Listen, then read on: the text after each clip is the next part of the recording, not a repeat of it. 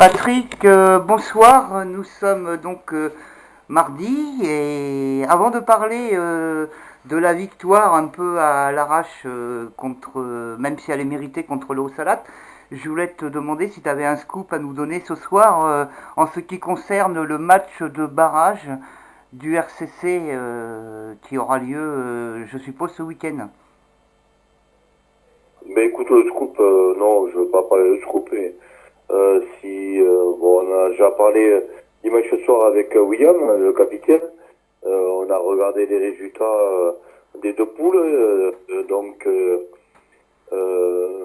S'il n'y a pas de gros changements par rapport aux points punis, par rapport aux points arbitrage, par rapport aux points école de rugby, il y a de très fortes chances qu'on reçoive le club de l'entente de la Haute-Vallée de l'Aveyron. Voilà, c'est un bon choix pour vous pour ce match peut-être. Donc c'est pas spécialement un bon choix, tu sais, le choix, nous on choisit rien. Hein. On a essayé de finir le plus haut possible sur la saison. Voilà, on finit à la place qu'on mérite, je pense.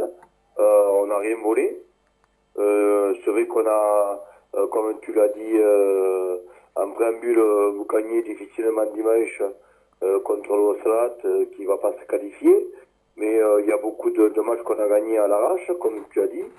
Mais à l'arrache, ça ne veut pas dire des victoires imméritées.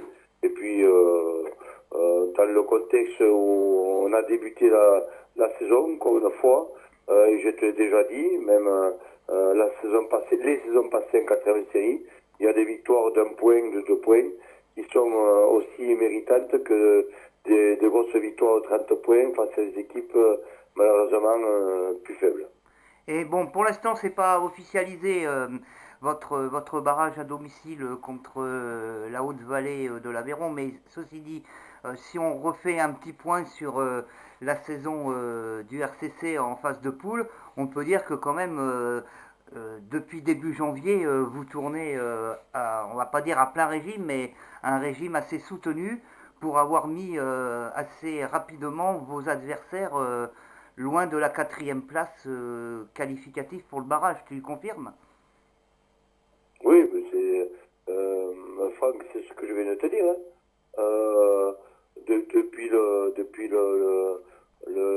match de Vino Nouvelle, le gros match qui nous attendait en début d'année 2018, mais voilà, c'est un match qu'on a bien négocié, où on était bien, où tout s'est bien passé, on a fait notre meilleur match de la saison, hein, euh, à tout niveau. Hein,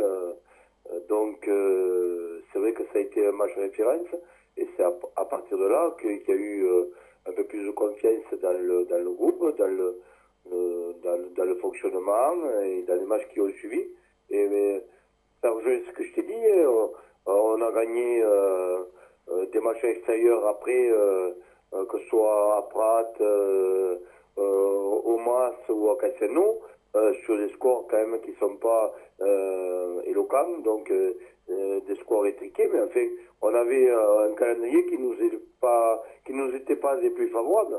Donc, ça rejoint ce que je viens de te dire, c'est que la quatrième place que les joueurs sont allés chercher, elle n'est pas imméritée, loin de là, et qu'on n'a rien volé à qui que ce soit. Donc, voilà, on surprend quelques personnes, quelques clubs qui avaient des ambitions en début de saison, et c'est normal. Mais voilà, nous on est là, on prend les choses comme elles viennent. Maintenant, le match de barrage dimanche va arriver, mais il n'arrive pas sous les meilleurs auspices parce que dimanche, ce match, je l'appréhendais un peu parce que euh,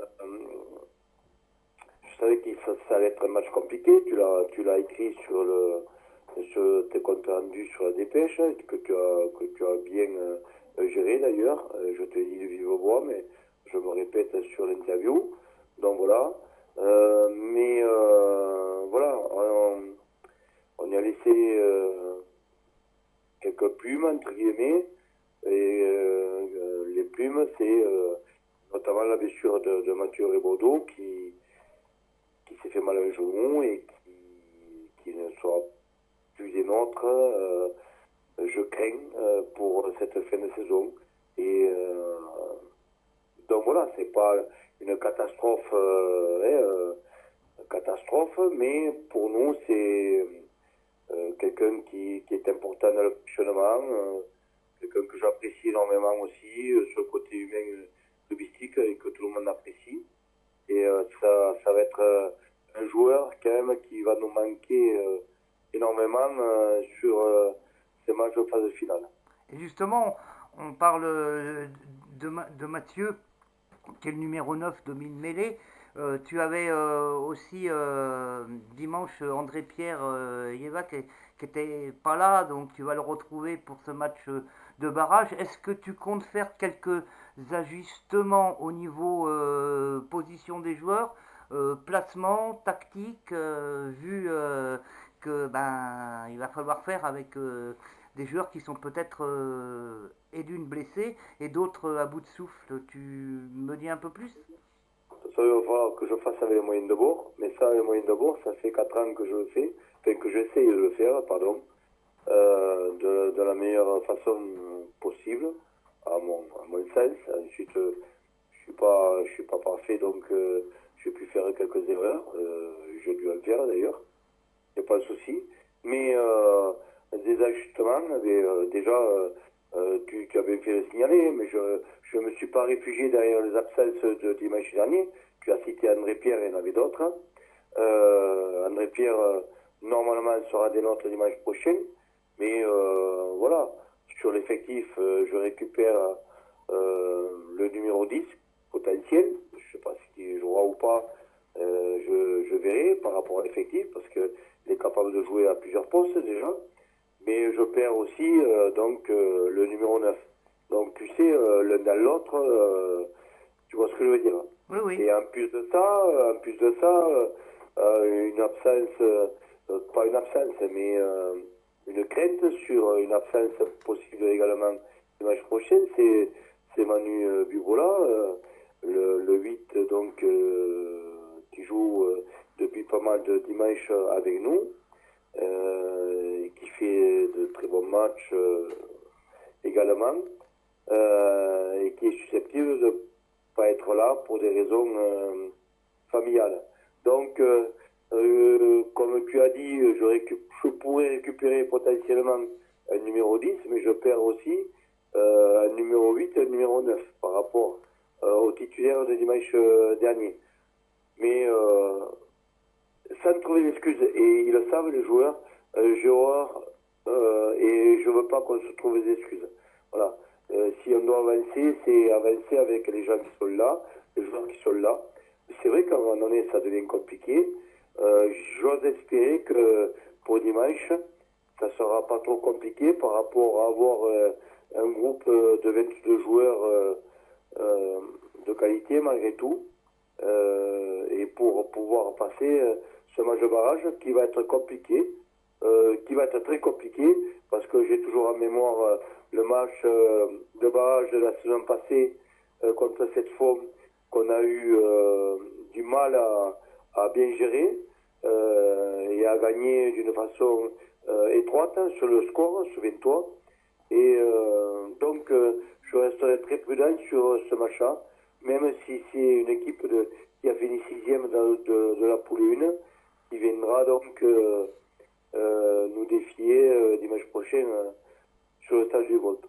Et sans dévoiler tes batteries pour vendredi, sur quel secteur tu vas faire travailler l'équipe pour ce match de barrage important à domicile?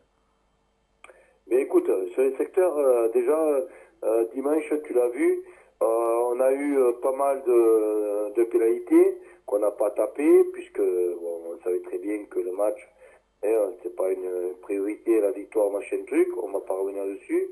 Donc on a joué pas mal de pénaltouches, et le mal récurrent depuis pas mal de temps, même si de temps en temps ça se passe mieux certains dimanches, bon, c'est la touche, quoi, voilà. On est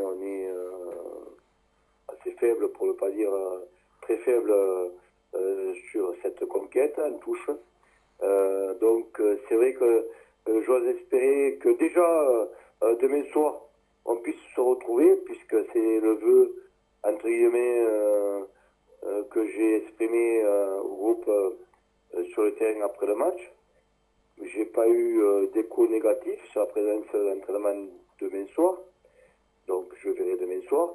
Mais si ça se passe pas bien demain soir, vendredi soir, ça sera sûrement là-dessus.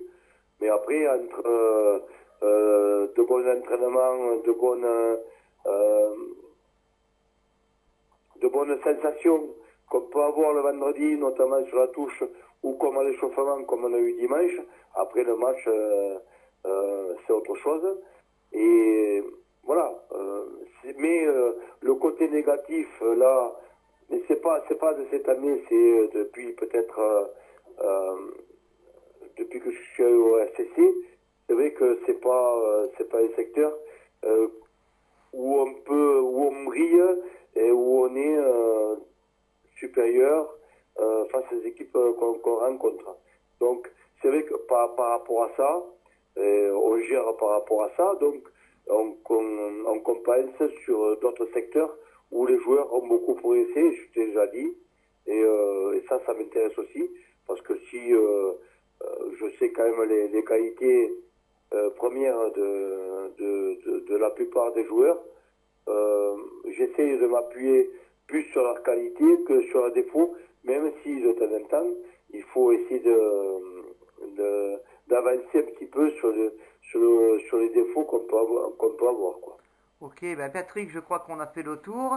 On se voit donc mercredi, donc demain, s'il y a possibilité d'un entraînement. Sinon, vendredi, J'espère. après 22 h, parce que moi je suis occupé le vendredi Ben, soir. je sais très bien que tu es occupé, Franck. Voilà. Avec les qualités que tu as, c'est normal que tu sois sollicité. Et c'est bien normal. Je te remercie pour ces mots magiques. Je te souhaite Oui, une bonne soirée d'accord. et puis à bientôt. Ouais, bonne soirée à toi, Franck.